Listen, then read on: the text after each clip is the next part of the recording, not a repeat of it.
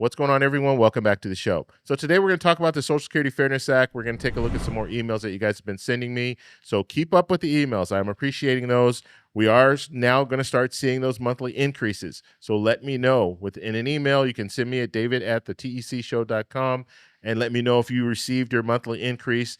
We're looking at dates of the 3rd of April, and then we're going to start looking at Wednesdays.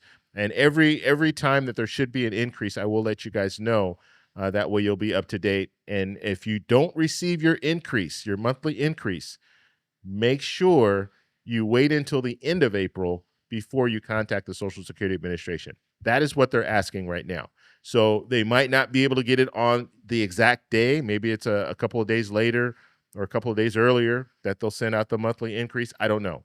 But they're saying wait until the end of the month, and then you can start inquiring about those increases. So we're going to focus on those emails today. But first off, you guys can do me a favor. Please like the video. If you're watching this video and you want to see more content like this, please consider subscribing to the channel. Okay, first email is coming from Bob. It says, "Dear David, I have enjoyed your broadcasts on the windfall and other subjects. I have received my back pay and finally my letter confirming my benefits. I was an employee for 3 different cities for nearly 40 years. I had several other non-municipal jobs plus military service prior. My question is for a friend of mine. She is a widow and was a school teacher for most of her career. She is receiving a minimal amount of Social Security. Her husband was a Vietnam veteran and United Airline pilot. He passed away last April. When she reported his death, she would have not been eligible for widow's benefits due to her teacher's pension. Would the WEP and GPO bill make her now eligible for widow's benefits?" Okay, so this situation is, this is actually an interesting situation because if she did apply back in April, then she would have April of last year, then she would have qualified for this the survivor benefits and the lump sum and all of that. I don't know exactly how Social Security is going to handle a situation like this. And so hopefully what they'll do is they'll be able to go back and they'll see that she could have qualified back in April and of last year, but she didn't apply because of weapon GPO, or GPO would have impacted her. So she wouldn't have been able to qualify at that time because she had a pension. But now that if she applies today, I would imagine they would be able to give her the survivor benefits plus give her, then they might, this is kind of, we don't know exactly how they'll handle this. They could go back to April and say, okay, from April on, we'll give you a retroactive payment for that. Or they could say, no, we're not going to be able to give you a retroactive payment because you're applying for the first time. So we can give you a retroactive for survivor benefits only, not for GPOs. So they wouldn't give her that 1-year retro, but they could give her 6 months. And that's what they've been doing for a lot of people. So we'll have to see if that happens in this case. But yeah, this is a little, it's a little different. I've had some other people that have asked me questions about survivor benefits.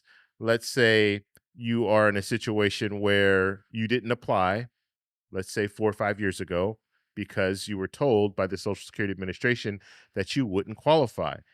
And so you didn't apply. And then when they eliminated weapon GPO, now you qualify. But the only problem is you could have applied back then, and then you would have gotten that 1-year lump sum payment. And now you're not going to get that if you apply today. So, and that's only because the Social Security Administration said there's no reason for you to apply, because if you apply, you're not going to get the benefits. So by them saying that, that discouraged people from applying, because why apply if you're not going to get anything? So I don't know. We might have some cases where the Social Security Administration looks into it and says, okay, we're probably going to have to honor that the 1-year lump sum. And we might find out more about that in the future, just because if the Social Security Administration is advising you not to apply because you're not going to receive anything because you fall under weapon GPO back, at that time, it's kind of hard to say, well, I mean, most people would have applied. They would have just applied, and then the Social Security Administration would come back and say you don't qualify, or they would deny you. But at that point, there's record that you applied. But what's going on now is there are a lot of people that just called on the phone, or they spoke with someone in the office and they told them, no, you're not going to qualify, so don't even apply. And so they didn't apply. And now they're applying. So we'll have to see if something else comes of this when it comes to that. But I think it's very interesting that the Social Security Administration has been telling people this, and people didn't apply as a result of that.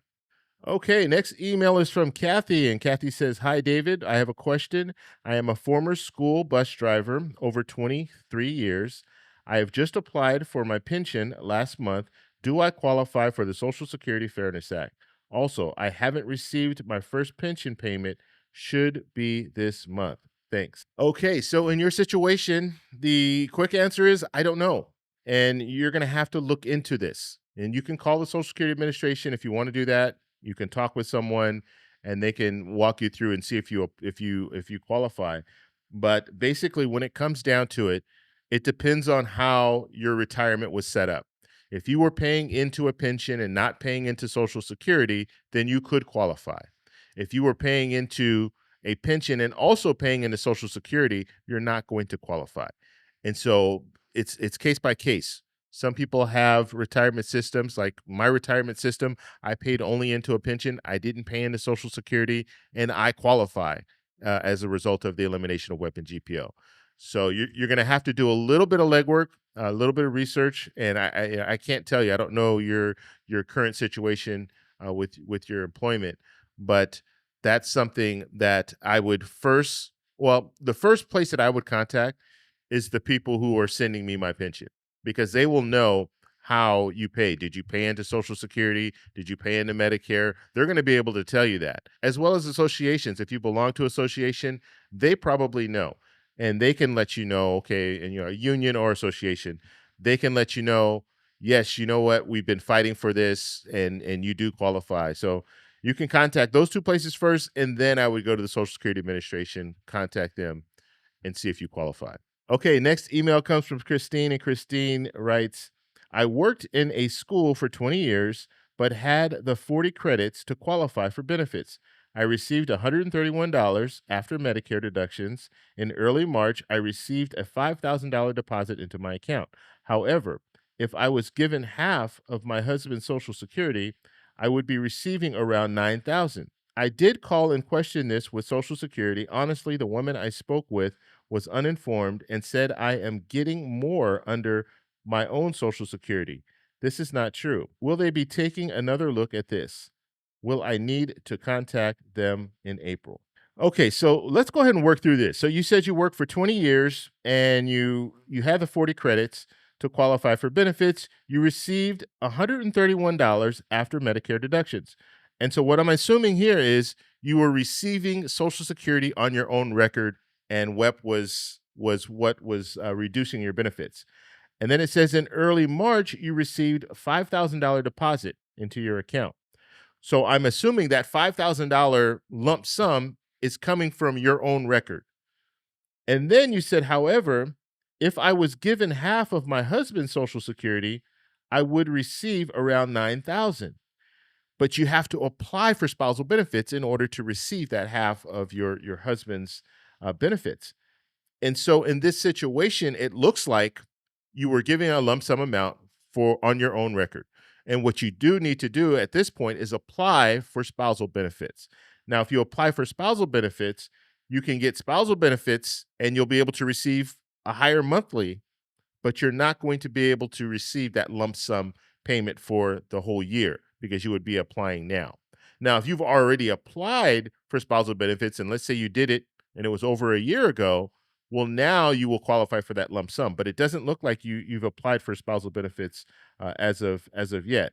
So that would be your next move. Apply for spousal benefits. You'll get the increase in your monthly benefit, but you're probably not going to see that lump sum for the 13 months. You could see a lump sum, however, for 6 months, and that's what they've been doing. If you qualify for spousal benefits and you would have qualified 6 months prior, they'll give you a lump sum for that, but they're not going to give you a lump sum under the Social Security Fairness Act for spousal benefits. And if you guys have any questions about that, let me know in the comments below. If you like this video, please give me a thumbs up. Please subscribe for more, and I'll talk to you in the next one. Bye.